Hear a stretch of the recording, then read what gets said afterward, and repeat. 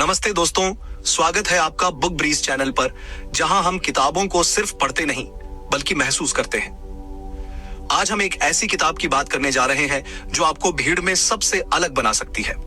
नाम है how to talk to anyone. एक ऐसी किताब जो बताएगी कि कैसे अनजान लोगों से भी इस आत्मविश्वास के साथ बात करें ताकि सामने वाला आपकी तरफ खिंचा चला आए। लेखक लेइल लॉन्डेस, जो खुद एक समय पर बेहद शर्मीली थी, उन्होंने अपने अनुभवों और रिसर्च के जरिए वो सारे सीक्रेट्स इकट्ठा किए हैं जो इंसान को एक चार्मिंग कम्युनिकेटर बना सकते हैं।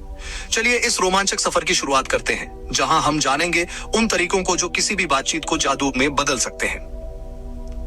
एक बार की बात है, न्यूयॉर्क के एक पार्टी हॉल में हल्का सा शोर था। मध्यम सी लाइटें थीं और चारों ओर लोग या तो बिजनेस पार्टनर ढूंढ रहे थे या अपने नेटवर्क को और गहरा करने की कोशिश कर रहे थे। ऐसे माहौल में दो लोग दरवाजे से एक साथ अंदर दाखिल होते हैं। एक की चाल में आत्मविश्वास है, नजरें सीधे, होठों पर हल्की सी मुस्कान और उसकी मौजूदगी जैसे कमरे की हवा बदल देती है। दूसरा व्यक्ति उसी के साथ दाखिल होता है, पर नजरें जमीन पर, कंधे ढीले और चेहरा ऐसा जैसे अभी उठकर आया हो। पूरे हॉल में लोगों की नजर सिर्फ पहले व्यक्ति पर टिक जाती है। यह है पहली छाप की ताकत। कोई कुछ बोले, उसके पहले ही उसकी बॉडी, उसकी चाल, उसकी आंखें बोलने लगती हैं। जब आप किसी भीड़ में दाखिल होते हैं तो याद रखिए, आपकी एंट्री ही आपका पहला संवाद है। आपकी चाल, आपकी गर्दन की स्थिति, आपकी आंखों का आत्मविश्वास और आपके होठों पर बसी मुस्कान, ये सब कुछ बोलते हैं। आपको ऐसा प्रतीत करना है जैसे आप वहां के होस्ट हों, जैसे पूरी महफिल आपके स्वागत में सजी हो। जब आप ऐसे चलते हैं जैसे आप वहां के मालिक हैं, तो लोग भी आपकी उपस्थिति को अहमियत देने लगते हैं। अब बात आती है मुस्कान की, पर वो भी एक कला है। सोचिए, आप किसी अजनबी से नजरें मिलाते हैं और तुरंत एक बड़ी सी मुस्कान दे देते हैं। सामने वाला सोच सकता है ये तो हर किसी के लिए मुस्कुराता है, इसमें खास क्या है। लेकिन अगर आप कुछ सेकंड रुकते हैं, जैसे आपकी मुस्कान उसकी उपस्थिति से निकली हो, तो वो मुस्कान दिल तक उतर जाती है। इसे ही लेखक ने फ्लडिंग स्माइल कहा है, एक मुस्कान जो जल्दी नहीं आती, लेकिन जब आती है तो सामने वाले को ये एहसास होता है कि वो खास है। और नजरें, वो तो सबसे गहरा संवाद करती हैं, मगर जरूरत है संतुलन की। लगातार घूरना सामने वाले को असहज कर सकता है, वहीं बार बार नजरें चुराना आपके आत्मविश्वास को सवालों के घेरे में डाल देता है। तो सही तरीका है, लगभग 70% समय सामने वाले की आंखों में देखें और 30% समय नजरें हल्के से इधर उधर करें। ऐसा करके आप बातचीत को इंटेंस भी बनाए रखते हैं और सहज भी। कभी कभी ऐसा भी होता है कि आप किसी से कुछ बोले बिना ही उसे आकर्षित कर लेते हैं। यह वही जादू है जो आपकी मौजूदगी से निकलता है। एक शांत आत्मविश्वास, एक ऐसी एनर्जी जो कहती है मैं यहां हूं और मेरी मौजूदगी मायने रखती है। इसी तरह की एनर्जी को हम स्टीव जॉब्स या डॉक्टर एपीजे अब्दुल कलाम जैसे महान व्यक्तित्वों में देखते हैं। याद कीजिए कलाम साहब की वो छवि, शांत, स्थिर, मगर दिल में उतर जाने वाली। उन्होंने एक बार कहा था, यदि आप सूरज की तरह चमकना चाहते हैं तो पहले सूरज की तरह जलना होगा। बातचीत की शुरुआत भी एक चुनौती हो सकती है, खासकर तब जब सामने वाला अजनबी हो। लेकिन सोचिए, अगर कोई आपके पास आकर कहे, आपके चेहरे पर एक कहानी छिपी है, क्या मैं उसे सुन सकता हूं? आप पर इस वाक्य का असर होगा ही। अब अगर यही इंसान आपसे कहता मौसम अच्छा है, तो शायद आप बस हाँ कहकर चुप हो जाते। यह है अंतर एक सपाट बातचीत और एक दिलचस्प संवाद में। जब आप कुछ ऐसा कहते हैं जो सामने वाले को चौंकाता है, मुस्कुराता है या सोचने पर मजबूर करता है, तो वहीं से एक रिश्ता बनना शुरू हो जाता है। बातचीत के ये पहले कुछ पल ही वो नींव रखते हैं जिस पर पूरा रिश्ता खड़ा होता है। आपकी बॉडी लैंग्वेज, आपकी नजरें, आपकी मुस्कान, आपकी उपस्थिति, ये सारे संकेत मिलकर सामने वाले को ये बताते हैं कि आप कितने कॉन्फिडेंट हैं। और जब सामने वाला ये महसूस करता है कि आप अपनी स्किन में सहज हैं, तो वो खुद ब खुद आपकी तरफ आकर्षित होता है। इसी को तो कहते हैं असली आकर्षण। माया एंजेलो की एक बात है जो इन सब बातों का सार बनती है। लोग भूल जाते हैं आपने क्या कहा, वो ये भी भूल जाते हैं आपने क्या किया, पर वो कभी नहीं भूलते आपने उन्हें कैसा महसूस कराया। यह एहसास, ये कनेक्शन यहीं से शुरू होता है, बिना बोले, सिर्फ आपकी उपस्थिति से। अब सोचिए, आप किसी रेस्टोरेंट में बैठे हैं, सामने कोई जाना पहचाना नहीं, लेकिन किसी से बात करने का मन है। अचानक एक लड़की आपके पास आकर कहती है, आपके पास वो किताब है जो मैंने पिछले महीने ढूंढने की कोशिश की थी, क्या आपको वो पसंद आई? बस इतनी सी बात और दोनों के बीच एक खुला दरवाजा। यहाँ जो जादू चला वो सिर्फ शब्दों से नहीं, उस लड़की के अंदाज से निकला, उसकी आंखों में जो सच्ची दिलचस्पी थी, उसकी आवाज की गर्माहट और ये भावना कि वो बातचीत को बोझ नहीं एक अवसर मानती है। यही अगला पड़ाव है, एक बातचीत को बोझ बनने से बचाना और उसे एक खूबसूरत नदी की तरह बहने देना।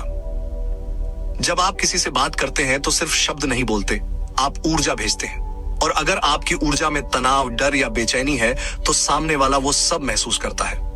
लेकिन जब आप सहज होते हैं, अपनी जगह पर आत्मविश्वास से खड़े होते हैं और ये सोचते हैं कि मैं सामने वाले को जानने के लिए उत्साहित हूं, तो आपकी ऊर्जा भी सामने वाले को खोल देती है।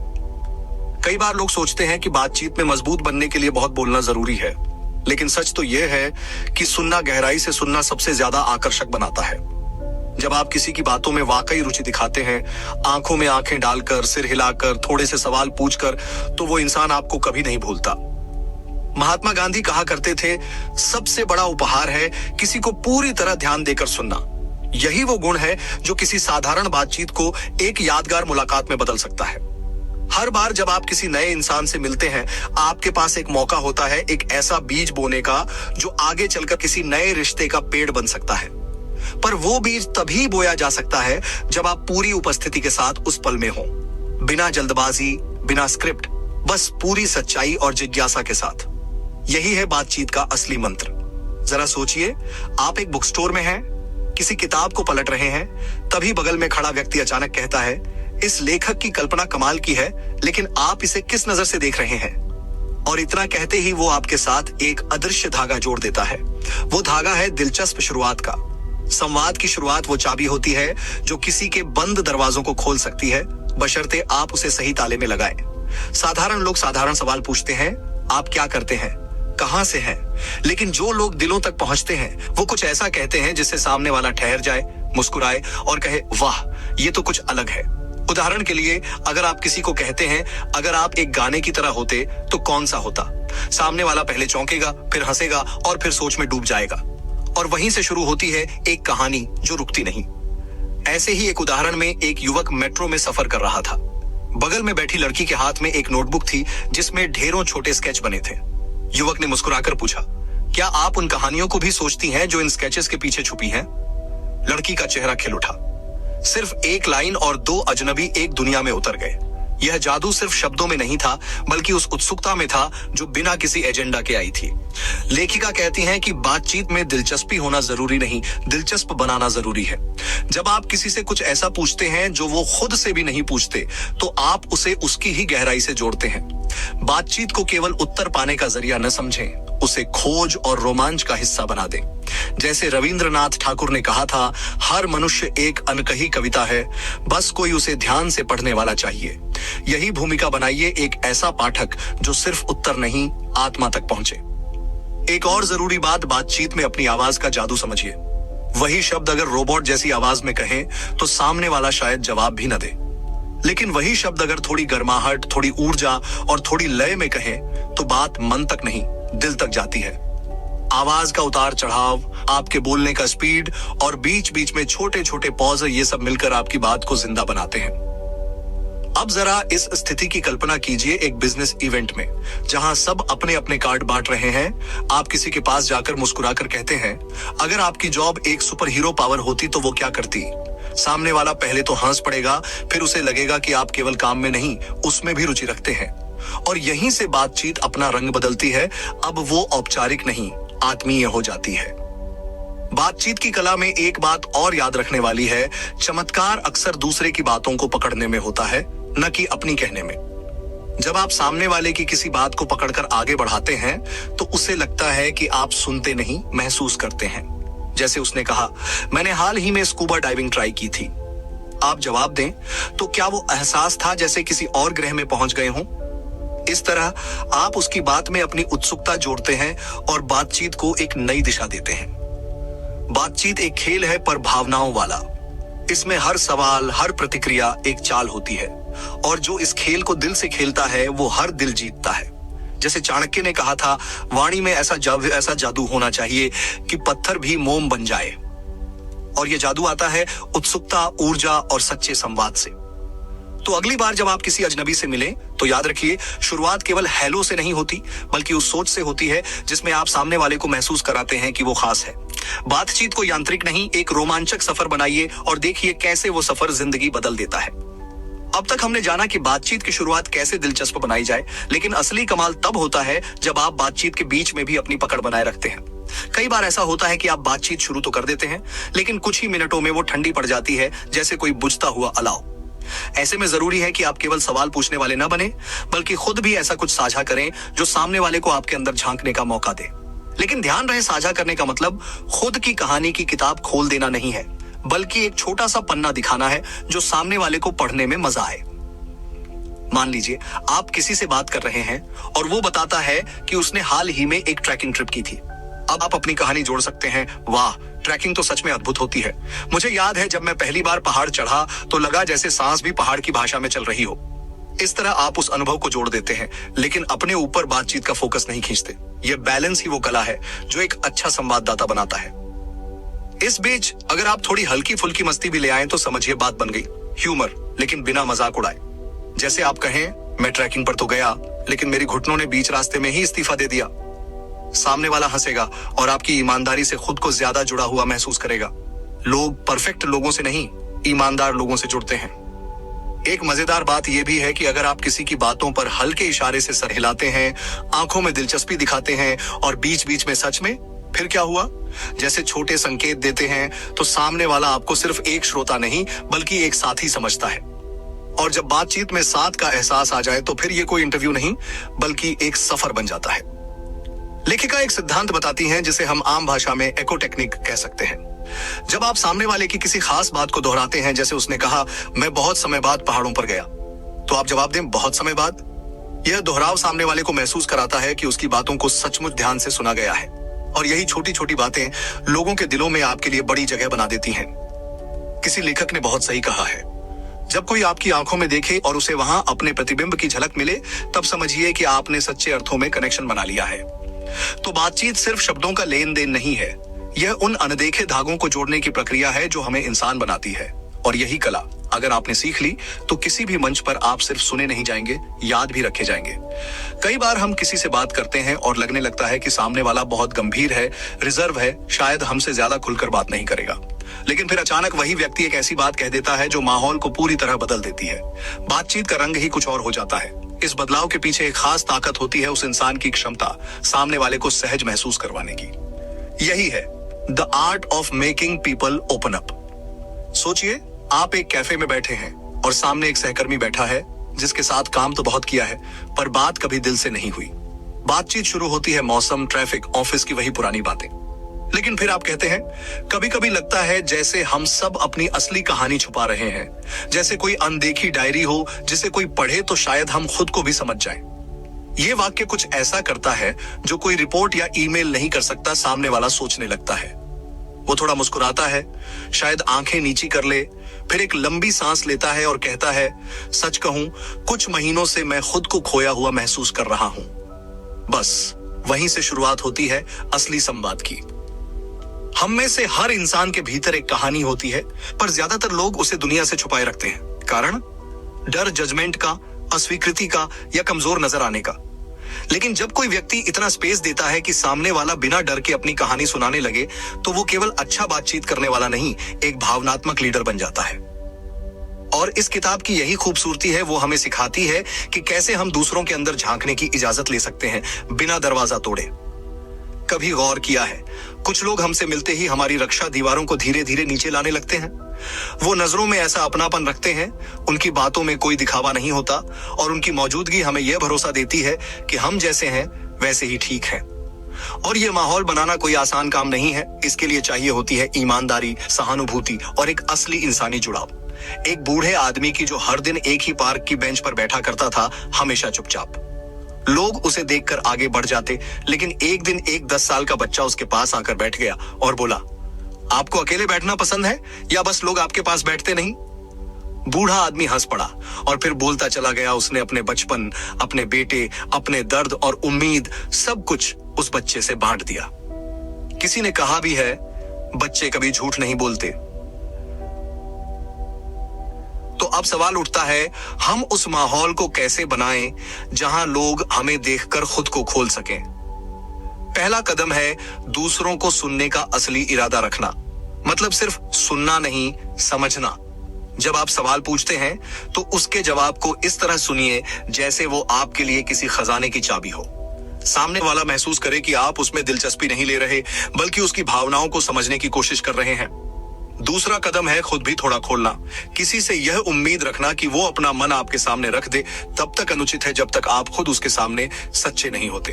मतलब आप भी अपनी असुरक्षा, अपनी मुश्किलें या वो बातें शेयर करें जो आपकी कहानी बनाती हैं, तो सामने वाला इंसान भी अपने बारे में बताने लगता है। तीसरा और सबसे प्रभावशाली तरीका है बिना बोले अपनापन जताना। आपकी बॉडी लैंग्वेज, आपकी मुस्कान, आपकी आंखों में सम्मान, ये सब सामने वाले को बताता है कि वो आपके लिए सिर्फ एक व्यक्ति नहीं, एक इंसान है जिसकी भावनाएं मायने रखती हैं। जब आप ये ऊर्जा देते हैं तो आप उस इंसान के दिल तक पहुंचने लगते हैं जहां आमतौर पर कोई पहुंच नहीं पाता। अब यहाँ एक अहम बात और आती है, आपकी प्रतिक्रिया। मान लीजिए कोई आपके सामने बैठकर कहता है, मुझे लगता है कि मैं कई बार लोगों से मेल नहीं खा पाता। अब आपके पास दो रास्ते हैं, या तो आप सलाह देना शुरू कर दें या फिर बस थोड़ी देर रुककर कहें, यह महसूस करना बहुत कठिन होता होगा। यह दूसरा तरीका सामने वाले को यह एहसास दिलाता है कि वो सुना गया है, समझा गया है, और जब इंसान यह महसूस करता है तो वो और गहराई से खुलने लगता है। अक्सर बातचीत में हम सलाह देने की जल्दबाजी में असली भावनाओं को अनदेखा कर देते हैं। लेकिन किसी ने बहुत खूबसूरत कहा है, लोग सलाह नहीं चाहते, वो साथी चाहते हैं। कोई ऐसा जो बस उनके साथ थोड़ी देर चुपचाप बैठे और कहे, मैं तुम्हारे साथ हूं। इस किताब में एक उदाहरण आता है। एक महिला अपने ऑफिस में सभी के लिए बहुत अच्छी थी, लेकिन खुद को हमेशा अकेला महसूस करती थी।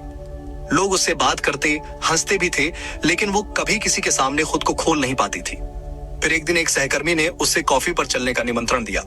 बातचीत के दौरान उस सहकर्मी ने कहा, कभी कभी ऐसा लगता है कि हम जितना खुश दिखते हैं उतना होते नहीं। बस यही वाक्य था जिसने उस महिला की आंखों में आंसू ला दिए। सालों बाद पहली बार उसने अपनी कहानी किसी को सुनाई थी।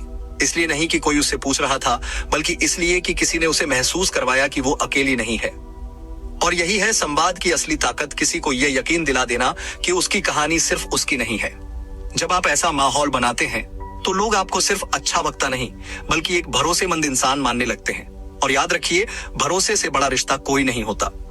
तो अगली बार जब आप किसी से बात करें, कोशिश करें कि वो सिर्फ बातचीत ना हो, बल्कि एक ऐसा अनुभव हो जिसमें सामने वाला खुद को थोड़ा और बेहतर समझ पाए।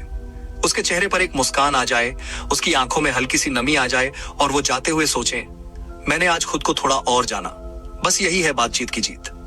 कभी कभी आप किसी ग्रुप में होते हैं, कई लोग आसपास खड़े होते हैं, बातें चल रही होती हैं, लेकिन फिर आप एक बात नोटिस करते हैं, किसी एक इंसान के आते ही सबका ध्यान उसकी तरफ चला जाता है। वो कुछ खास नहीं बोलता, कोई मजेदार जोक नहीं सुनाता, न ही जोर से हंसता है, लेकिन फिर भी उसकी मौजूदगी लोगों को खींचती है। आप सोचते हैं, आखिर ऐसा क्या है इसमें? जवाब है उसकी लाइट, उसका अपना खास आकर्षण। इस किताब से हम जानेंगे कि कैसे आप अपनी उस इनर लाइट को जला सकते हैं। बहुत लोग सोचते हैं कि आकर्षण का मतलब है सुंदर दिखना, अच्छे कपड़े पहनना या मजेदार बातें करना, लेकिन सच्चा आकर्षण इससे कहीं ज्यादा गहराई में छिपा होता है, आपके रवैये में, आपकी बात करने के तरीके में, और उस एनर्जी में जो आप सामने वाले को महसूस कराते हैं।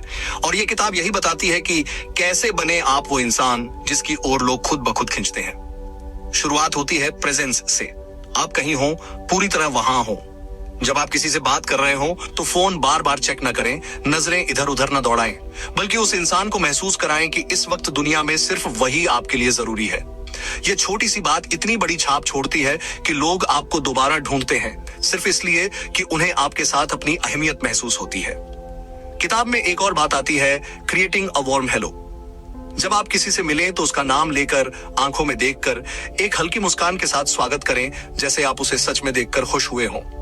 एक महिला थी, उसने अपनी आदत बना ली थी कि वो हर नए मिलने वाले का नाम 2 बार दोहराती थी, पहली बार हाथ मिलाते वक्त और दूसरी बार बातचीत में। कुछ ही दिनों में उसके ऑफिस के लोग उसे सबसे कनेक्टेड इंसान कहने लगे। सिर्फ इसलिए नहीं कि वो ज्यादा बातें करती थी, बल्कि इसलिए कि वो सामने वाले को महसूस कराती थी कि वो खास है। अब बात आती है आवाज की। बहुत से लोग अपनी बातों का असर कम कर देते हैं सिर्फ इसलिए क्योंकि वो आवाज को ठीक से इस्तेमाल नहीं करते। आपकी आवाज में अगर गर्माहट है, थोड़ा उतार चढ़ाव है और अंत में एक हल्का पॉज है, तो आपकी बात का असर 2 गुना हो जाता है। याद रखिए, शब्द तो सबके पास होते हैं, लेकिन आवाज वही असर करती है जो संगीत करता है सीधे दिल पर। एक आदमी हर हफ्ते एक मीटिंग में जाता था जहां सभी लोग बारी बारी से बोलते थे, लेकिन जब भी वो बोलता लोग चुप हो जाते। उसकी बातें बहुत खास नहीं होती थीं, लेकिन उसके बोलने का तरीका ऐसा था कि लोग सुनते रह जाते थे।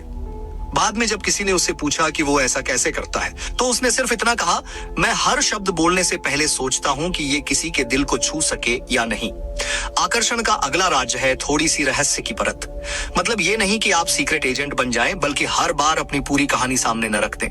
जब आप धीरे धीरे खुद को खोलते हैं, सामने वाले को जानने की उत्सुकता बनी रहती है। वो सोचते हैं इसमें और क्या है, और यही सोच उन्हें बार बार आपके पास लाती है। एक बार एक शख्स ने अपनी पहली मुलाकात में किसी को सिर्फ इतना बताया, मैंने आज तक कोई फोटो सोशल मीडिया पर नहीं डाली।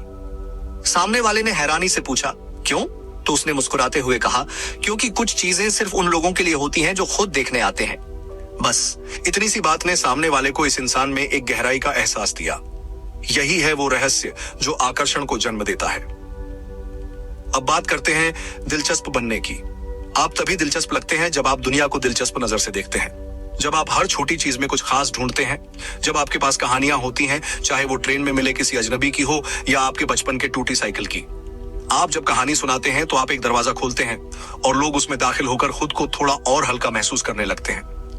एक आदमी था जो हर बार पार्टी में आता और कहता, आपको पता है आज मैं किससे मिला, और फिर कोई छोटी सी पर दिलचस्प कहानी सुनाता, जैसे कि कैसे उसने एक रिक्शे वाले से जिंदगी का सबसे बड़ा सबक सीखा। लोग उसकी तरफ खींचते चले आते क्योंकि वो नॉर्मल बातों को भी एक रोशनी में बदल देता था। और आखिर में आता है वो पहलू जो शायद सबसे अनदेखा होता है, आपकी ऊर्जा, वो वाइब जो आपके पास होने से महसूस होती है। अगर आप खुद से खुश हैं, अगर आप अंदर से शांति और आत्मविश्वास लेकर चलते हैं, तो लोग आपके पास रहना चाहते हैं। क्योंकि आज के दौर में हर कोई एक ऐसे इंसान की तलाश में है जो भागती दुनिया में थोड़ी ठहराव की तरह हो। इस किताब की एक खूबसूरत लाइन कहती है, आपका आकर्षण आपकी ऊर्जा है, न कि आपका लुक। और सच में जब आप खुद को पूरी तरह स्वीकार कर लेते हैं, अपने छोटेपन और अच्छाई दोनों को गले लगाते हैं, तभी आप लोगों को भी वो स्पेस दे पाते हैं जिसमें वो अपने असली रूप में आ सकें। तो अगली बार जब आप किसी ग्रुप में जाएं, कोई नई मुलाकात हो या किसी से पहली बार बात करें, याद रखिए आपको किसी और जैसा बनने की जरूरत नहीं है। बस अपने अंदर के उस हिस्से को बाहर लाइए जो शांत है, सच्चा है और सबसे ज्यादा जिंदा है। वही हिस्सा है जो लोगों को खींचेगा बिना किसी दिखावे, बिना किसी जोर के। यही है असली आकर्षण। आपने कभी गौर किया है कि कुछ लोग इतने सहज होते हैं कि उनके पास बैठते ही दिल हल्का हो जाता है। उनके साथ बात करने में डर नहीं लगता, उलझन नहीं होती और शब्द अपने आप बहने लगते हैं। ये लोग ऐसे होते हैं जो सिर्फ अच्छे बोलने वाले नहीं होते, बल्कि वो सुनने में भी उतने ही माहिर होते हैं। हम उसी कला की बात करेंगे, बिना बोले भी बोलना। यानी वो हर चीज जो आप अपने शब्दों से नहीं बल्कि अपनी मौजूदगी से कहते हैं। बहुत बार जब लोग बातचीत की सोचते हैं तो वो सिर्फ शब्दों पर फोकस करते हैं, क्या बोलें, कैसे बोलें, कब बोलें।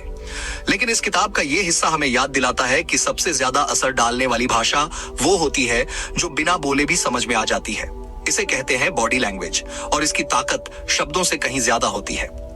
एक रिसर्च में बताया गया कि हमारी कम्युनिकेशन का 55% हिस्सा सिर्फ हमारी बॉडी लैंग्वेज से आता है। अब जरा सोचिए, अगर आप किसी से कहें, मुझे आपसे मिलकर खुशी हुई, लेकिन आपकी आंखें दूसरी तरफ हों, चेहरा थका हुआ हो और आपकी आवाज में कोई ऊर्जा ना हो, तो सामने वाला क्या महसूस करेगा? शायद यही कि आप झूठ बोल रहे हैं। वहीं अगर आप कुछ बोले बिना मुस्कुराएं, आंखों में हल्का सा उत्साह हो और आपके कंधे सीधे हों, तो सामने वाला खुद ब खुद समझ जाएगा कि आप खुश हैं।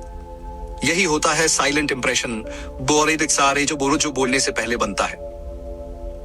एक लड़की हर दिन मेट्रो से ऑफिस जाती थी। उसके चेहरे पर हमेशा हल्की मुस्कान होती थी। वो हर किसी को देखती और धीरे से सिर हिला देती थी। उसने कभी किसी से बात नहीं की, लेकिन कुछ हफ्तों में लोग उसे पहचानने लगे। एक दिन जब वो बीमार पड़ गई और नहीं आई, तो लोगों को उसकी गैर हाजिरी महसूस हुई। बस उसके चेहरे की मुस्कान और उसकी मौन उपस्थिति ने लोगों के दिन में उसके लिए जगह बना दी थी। किताब बताती है कि सबसे पहले ध्यान दीजिए आपकी चाल पर। आप कैसे चलते हैं? झुके हुए कंधों के साथ या गर्व के साथ सीधे चलते हैं? आपकी चाल आपके आत्मविश्वास का सीधा संकेत देती है। कोई भी इंसान जो खुद पर भरोसा करता है, वो अपनी गर्दन ऊंची रखता है, आंखें सामने और चाल में रफ्तार होती है। अगली बार जब आप किसी कमरे में दाखिल हों, तो अंदर इस सोच के साथ जाएं कि मुझे किसी को इंप्रेस नहीं करना, मुझे बस अपनी सच्ची एनर्जी लेकर चलना है। अब बात करते हैं हाथों की। हाथ केवल इशारे नहीं करते, ये आपके इरादे भी बताते हैं। खुले हाथों से बात करना, हथेलियों का दिखना, ये सामने वाले को बताता है कि आप कुछ छुपा नहीं रहे। वहीं अगर आप हाथों को जेब में छिपा लें या बांध लें, तो ये संकेत देता है कि आप नर्वस हैं या कुछ छुपाना चाहते हैं। कुछ वक्त के लिए ही सही, हाथों का खुला होना आपकी बातचीत को और भरोसेमंद बना देता है। आंखों की बात करें तो वो सिर्फ देखने का नहीं, जुड़ने का माध्यम है। आप जितनी गहराई से सामने वाले की आंखों में देख सकते हैं, उतनी ही जल्दी वो आपसे जुड़ता है। लेकिन ध्यान रहे, आंखों में देखना घूरना नहीं होता। इसका मतलब है मैं तुम्हारी बात को पूरी तरह समझ रहा हूं और तुम्हारे साथ हूं। कभी कभी केवल आंखों से आप वो कह सकते हैं जो शब्द नहीं कह पाते, जैसे मैं समझता हूं, तुम अकेले नहीं हो, तुम्हारी बात मेरे लिए मायने रखती है। कभी आपने किसी को सुना है जो बिना बोले भी आपकी हाँ में हाँ मिलाता है, जैसे आप बोल रहे हो और वो सिर हिला रहा हो, हल्के हम या सच में जैसे इशारे दे रहा हो। ये संकेत बताते हैं कि वो सिर्फ सुन नहीं रहा, बल्कि आपकी बातों में पूरी तरह शामिल है।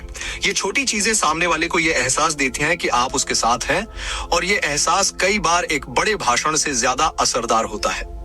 लेखिका मिररिंग यानी सामने वाले की बॉडी लैंग्वेज को थोड़ा थोड़ा अपनाने की बात बताती हैं।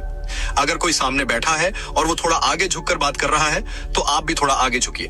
अगर वो धीमी आवाज में बात कर रहा है, तो आप भी अपनी आवाज थोड़ी कम करिए। ये मिररिंग सामने वाले को बिना कहे ही ये बताती है, मैं तुम्हारे साथ चल रहा हूं, तुम्हारी लय में हूं। कई बार हम सोचते हैं कि हमें हर गैप भरना चाहिए, हर सन्नाटा काटना चाहिए, लेकिन जो लोग सबसे अच्छा असर डालते हैं वो जानते हैं कि कब चुप रहना है। एक सही पॉज, एक सही साइलेंस वो सामने वाले को सोचने, महसूस करने और जुड़ने का वक्त देता है। चुप्पी जब सही जगह आए तो वो सबसे गहरा संवाद बन जाती है। एक बार एक युवक अपने बॉस के सामने अपने परिवार की कठिनाइयों की बात कर रहा था।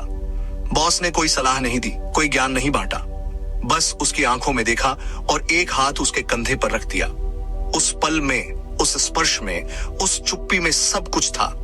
वही क्षण उस युवक को आज तक याद है, क्योंकि वो एहसास शब्दों से नहीं आया था, वो आया था मौन से। बातचीत सिर्फ वो नहीं होती जो आप बोलते हैं, असली जादू वो होता है जो आप बिना बोले महसूस कराते हैं। जब आपकी बॉडी, आपकी आंखें, आपकी मौजूदगी और आपकी ऊर्जा सब कुछ एक साथ बोलने लगे, तब आप सिर्फ एक बातचीत करने वाले नहीं, एक अनुभव देने वाले बन जाते हैं। और लोग ऐसे अनुभवों को कभी नहीं भूलते। अब तक आपने सीखा कि बिना बोले भी इंसान कितना कुछ कह सकता है, लेकिन अब वक्त है एक ऐसी शक्ति को समझने का जो आपकी बातचीत को एक अलग ही स्तर पर पहुंचा सकती है, और वो है आपकी वैयक्तिक पहचान, यानी आपका सिग्नेचर स्टाइल। हर इंसान के अंदर एक अनोखी चमक होती है, पर अक्सर हम उसे छुपा देते हैं क्योंकि हमें लगता है कि लोगों को वो नहीं पसंद आएगी। इस किताब से हम जानेंगे कि कैसे अपनी उसी ओरिजिनल स्टाइल को अपनाकर आप लोगों के दिलों में जगह बना सकते हैं, बिना कुछ बनाए, बिना कुछ बदले, बस जैसे आप हैं वैसे ही। किताब बताती है कि दुनिया में सबसे आकर्षक लोग वो होते हैं जो किसी और की नकल नहीं करते, वो जो अपने अनोखे अंदाज में बात करते हैं, जो कुछ अलग सोचते हैं, जो अपनेपन के साथ सामने आते हैं। जब आप किसी से बात करते वक्त अपनी असली पसंद, अपने दिलचस्प अनुभव और अपनी अलग भाषा का इस्तेमाल करते हैं, तो आप बस बात नहीं कर रहे होते, आप सामने वाले को एक नई दुनिया दिखा रहे होते हैं। और यही बनता है आपकी वॉइस का कम्युनिकेशन सिग्नेचर। एक लड़की थी जो लोगों से मिलते वक्त अपनी बातचीत की शुरुआत एक लाइन से करती थी। आज आपकी मुस्कान कुछ अलग कह रही है, क्या कहानी छुपी है उसमें? पहली बार सुनने में थोड़ा अजीब लगता था, पर कुछ ही मिनटों में सामने वाला खुल जाता था और दोनों के बीच एक भरोसेमंद रिश्ता बन जाता था। ये उसका स्टाइल था, थोड़ा रहस्य, थोड़ा अपनापन और पूरी तरह सच्चा। हम सबके पास कोई एक खास बात होती है, किसी की आवाज में ठहराव होता है, किसी की हंसी थोड़ी देर से आती है लेकिन दिल से आती है। कोई हर बात में एक छोटा सा उदाहरण जोड़ता है। जब आप अपनी इन छोटी बातों को अपनाते हैं तो सामने वाला आपको याद रखने लगता है। इसलिए कभी खुद को किसी फ्रेम में मत बांधिए। बातचीत कोई कॉर्पोरेट प्रेजेंटेशन नहीं होती, ये एक इंसान से इंसान के बीच का खुला रास्ता होता है। हम आप अपनी बातों को कितना मानवीय बना रहे हैं, ये भी बहुत मायने रखता है। क्या आपकी बातचीत में बस जानकारी है या उसमें कुछ दिल भी है? उदाहरण के लिए, अगर आप किसी को यह कहें कि आपकी बात में दम है, यह सामान्य लगेगा, लेकिन अगर आप कहें आपकी बात दिल में हलचल कर रही है, तो उसका असर कहीं गहरा होगा। आप वही बात कह रहे हैं, लेकिन आपने उसमें भावनाओं की गर्माहट जोड़ दी।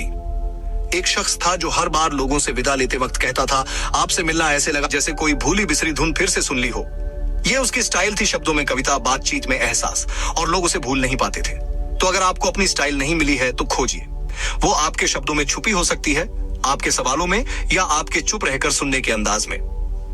एक बार एक युवा लड़की ने एक इंटरव्यू में पूछा, अगर मैं अपनी हिचकियों के साथ भी बोलूं तो क्या लोग मुझे समझ पाएंगे? जवाब था, लोग परफेक्शन नहीं सच्चाई को सुनते हैं। और यह सच है। आपकी बातचीत में थोड़ी झिझक हो, थोड़ी घबराहट हो, कोई बात नहीं। अगर उसमें सच्चाई है तो लोग खुद ब खुद जुड़ जाएंगे। किताब कहती है कि अपनी यूनिकनेस को छुपाना नहीं, चमकाना चाहिए। आप किसी फिल्म के कैरेक्टर नहीं हैं, आप खुद एक पूरी कहानी हैं।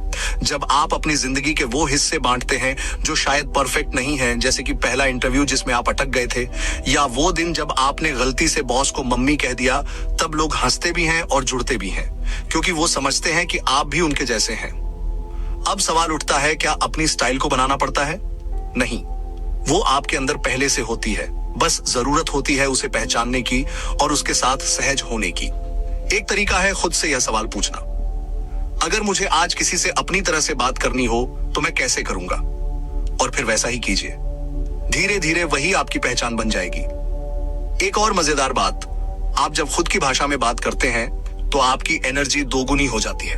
आपको याद रखने की जरूरत नहीं पड़ती कि आपने क्या कहा था, क्योंकि आप कुछ एक्टिंग नहीं कर रहे, आप अपने ही स्वभाव से बोल रहे हैं।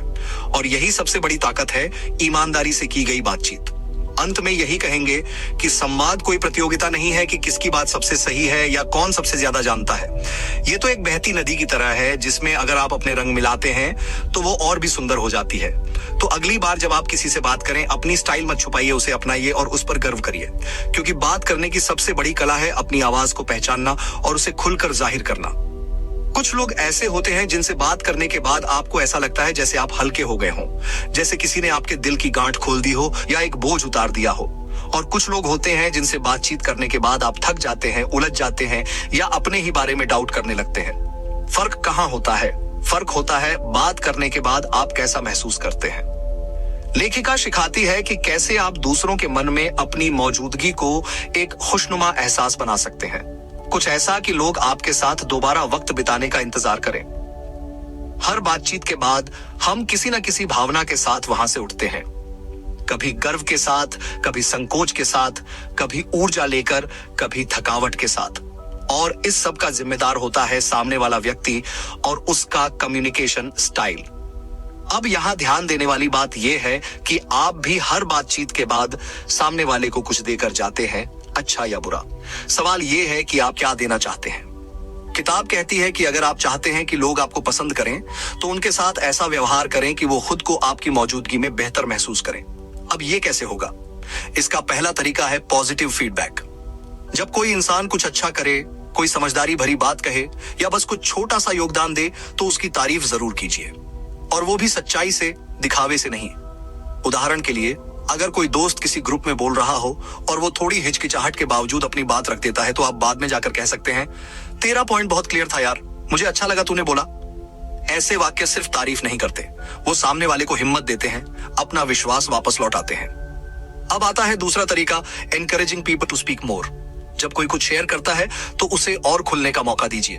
जैसे उसने कहा, मुझे हाल ही में अपने पैशन के बारे में सोचने का टाइम मिला, तो आप कह सकते हैं, वाओ ये तो इंटरेस्टिंग है, क्या ढूंढा फिर तूने उस सोच में। इस तरह के सवाल सामने वाले को यह एहसास दिलाते हैं कि उसकी बातें मायने रखती हैं, वो सिर्फ सुना नहीं जा रहा, समझा भी जा रहा है। तीसरा तरीका है, अपनी ऊर्जा को ऐसा बनाइए कि लोग आपके पास आकर अच्छा महसूस करें। हर बार मुस्कुराना जरूरी नहीं, पर जब आपकी मौजूदगी एक सकारात्मक माहौल बनाए तो लोग उसे मिस करने लगते हैं। वो सोचते हैं, जब ये बंदा पास होता है तो चीजें थोड़ी आसान लगती हैं। इसके लिए आपको कुछ खास एक्टिंग नहीं करनी, बस अपने भीतर की करुणा, अपनापन और थोड़ी हल्की मस्ती को बाहर लाना है। जब आप सामने वाले की बातें सुनकर तुरंत उसकी आलोचना करते हैं या उसे सुधारने लगते हैं, तो वो इंसान अगली बार आपके सामने कुछ भी बोलने से पहले सोचेगा। लेकिन अगर आप उसकी बातों पर बस हल्का सा सिर हिलाएं, एक मुस्कुराहट दें और कहें, हाँ तेरी सोच समझ में आ रही है, तो वो आपके पास दोबारा आएगा। वो आपको एक सेफ स्पेस मानेगा। और यही सबसे ज्यादा जरूरी है, लोगों को यह एहसास देना कि वे आपके साथ सुरक्षित हैं। एक और खास बात, बातचीत में कभी सामने वाले की तुलना मत कीजिए। अरे फलां तो इससे बेहतर कर लेता है, या तू वैसे नहीं कर पाया जैसे वो करता है। ये वाक्य सामने वाले के आत्मविश्वास को तोड़ सकते हैं। हर इंसान अलग है, उसकी ग्रोथ अलग है, उसकी कहानी अलग है। जब आप इस विविधता को स्वीकार करते हैं तब आप एक इंसान नहीं, एक गहराई बन जाते हैं जिससे हर कोई जुड़ना चाहता है। अब जरा सोचिए, आप एक दोस्त से मिलते हैं जो थोड़ा परेशान है। आप बिना किसी सलाह के सिर्फ सुनते हैं, उसकी बातों के बीच बीच में बस इतना कहते हैं, हम, और फिर तेरा ऐसा लगना बहुत नेचुरल है यार। वो इंसान थोड़ी देर बाद एक लंबी सांस लेता है और कहता है, तुझसे बात करके हल्का लग रहा है। आप कोई समाधान नहीं लाए थे, आपने कोई जादू नहीं किया था, बस आपने उसे उसकी जगह पर स्वीकार किया था। और यही होता है सबसे बड़ा तोहफा, किसी को उसकी पूरी सच्चाई में स्वीकार करना। लेखिका इस बात पर जोर देती हैं कि अगर आप चाहते हैं कि लोग आपको याद रखें तो उन्हें ये एहसास दिलाइए कि वो खुद को आपके साथ याद रखने लायक समझते हैं। किसी ने कहा है, लोग आपके शब्द भूल जाते हैं लेकिन वो एहसास नहीं भूलते जो आपने उन्हें दिया था। और यही एहसास आप हर बातचीत में दे सकते हैं अगर आप सच में चाहें। अंत में यही समझिए, एक अच्छा कम्युनिकेटर सिर्फ बोलने में अच्छा नहीं होता, वो दूसरों के दिल को छूने में माहिर होता है। वो किसी के दिन को अच्छा बना सकता है, किसी की सोच को थोड़ा हल्का कर सकता है, किसी के चेहरे पर मुस्कान ला सकता है, बस अपने तरीके से, अपने स्पेस से और अपनी सच्चाई से। अगली बार जब आप किसी से मिलें तो कोशिश करें कि जब वो आपसे विदा ले तो उसके मन में बस एक लाइन हो, इससे मिलकर अच्छा लगा। यही है वो छाप जो सालों तक साथ रहती है। हर अच्छी बातचीत का एक अंत होता है, लेकिन अगर वो अंत ऐसा हो जिसे सुनने के बाद सामने वाला कुछ देर तक चुप रहे और फिर कहे, ये तो दिल छू गया, तो समझिए आपने कमाल कर दिया। इस अंतिम अध्याय में हम जानेंगे कि कैसे किसी बातचीत को इस तरह खत्म किया जाए कि उसका असर वक्त के साथ और गहराता जाए। क्योंकि बात सिर्फ शुरुआत की नहीं होती, उसका अंत भी उतना ही अहम होता है और अक्सर वहीं से अगली मुलाकात की शुरुआत होती है। आपने देखा होगा, कुछ लोग जब जाते हैं तो बस चले जाते हैं, और कुछ जब जाते हैं तो उनके जाने के बाद भी उनकी मौजूदगी बनी रहती है। ये वो लोग होते हैं जो अलविदा को भी एक एहसास में बदल देते हैं। किताब में बताया गया है कि एक शानदार कम्युनिकेटर को अलविदा कहना भी एक कला की तरह आता है। वो हर बातचीत को एक सुंदर नोट पर खत्म करता है ताकि सामने वाले के मन में एक प्यारी सी गूंज रह जाए। एक साधारण ठीक है चलता हूं कहने के बजाय अगर आप ये कहें, तुमसे बात करके आज दिल साफ लग रहा है, अगली बार चाय मेरी तरफ से, तो ये न सिर्फ एक मुस्कान छोड़ता है बल्कि एक नया निमंत्रण भी बन जाता है। ऐसी बातें आपके भीतर की भावनात्मक समझदारी को दर्शाती हैं और सामने वाले को वो जगह देती हैं जहां वो खुद को महत्वपूर्ण महसूस करता है। एक और तरीका है बातचीत के अंत में किसी पॉजिटिव चीज को दोहराना। मान लीजिए सामने वाले ने बातचीत के दौरान बताया कि वो किसी नए प्रोजेक्ट पर काम कर रहा है, तो जाते वक्त कहिए, तेरा प्रोजेक्ट सुनकर मजा आया और मेरा यकीन है तू जबरदस्त करेगा। ये छोटा सा वाक्य सामने वाले के अंदर एक नई ऊर्जा भर देता है। आप उसे बस विदा नहीं कर रहे, आप उसकी सोच में भरोसे का एक बीज छोड़ रहे हैं।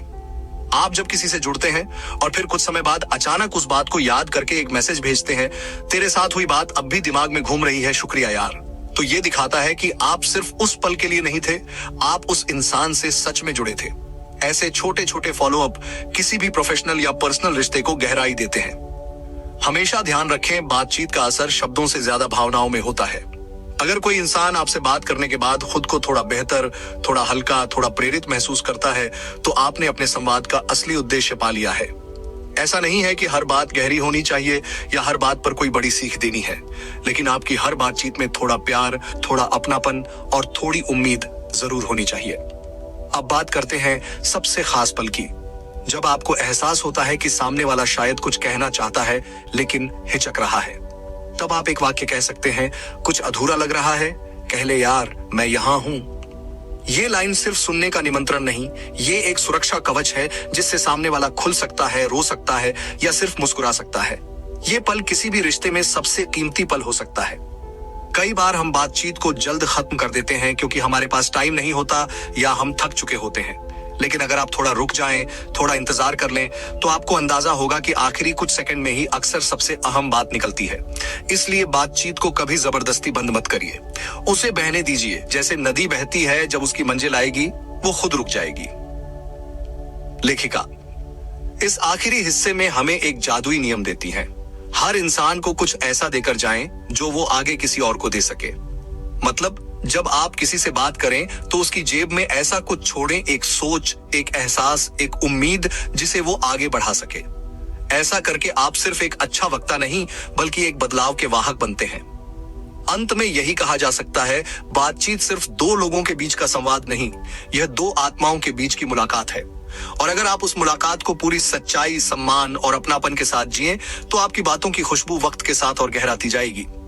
अब जबकि हम इस किताब के आखिरी पड़ाव पर हैं, मैं आपको एक बात कहना चाहता हूं, इस पूरी यात्रा में आप सिर्फ एक श्रोता नहीं रहे, आप उस बदलाव का हिस्सा रहे जो हर शब्द के साथ आपके भीतर जागता गया। तो अगली बार जब आप किसी से बात करें, सिर्फ बोलिए मत, जुड़िए, छूइए और एक एहसास छोड़ जाइए। अगर आपको ये एपिसोड पसंद आया हो तो हमारी YouTube चैनल बुक ब्रीज को जरूर सब्सक्राइब करें, बेल आइकन दबाएं ताकि अगली किताब की अपडेट आपको सबसे पहले मिले, और उनको जरूर शेयर करो जो बातचीत की कला सीखना चाहता हो। नीचे डिस्क्रिप्शन में आपको इस किताब का लिंक मिलेगा, वहां से आप इसे खरीद सकते हैं और गहराई से पढ़ सकते हैं। और हाँ, कमेंट में जरूर बताइए कि अगली किताब आप कौन सी सुनना चाहते हैं। अगली बार फिर मिलेंगे एक नई किताब के साथ। Thank you.